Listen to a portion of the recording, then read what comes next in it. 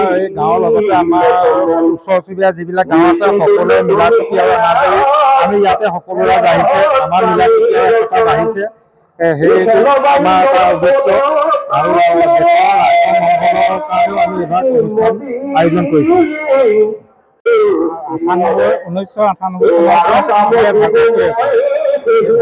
1998 এইবাৰ তাৰমানে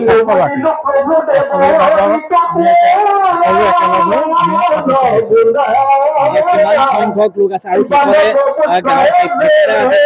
স্থানীয় লোকসকলে ভাওনা ভাগিত আয়োজন হৈছে কি ক'ব নামঘৰত 140 ঘৰ মানুহ আছে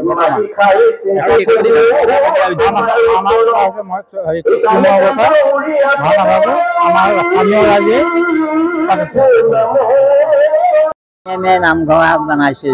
বনাইছে আমাৰ ককা দেউতা আৰু আমাৰ আগৰ পুৰুষসকলে তাৰপৰা আমাৰ পৰা লাহে সেইসকল ঢুকাই মেলি গ'ল যোৱাৰ পাছত আমি লাহে এতিয়া উন্নতৰ কাৰণে গাঁৱে গাঁৱে চান্দা বৰঙণি তুলি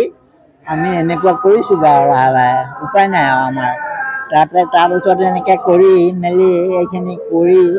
ককাৰ দিনতে স্থাপন কৰে বাঁহৰ খুঁটা কাঠৰ খুঁটাৰে কৰোঁ আৰু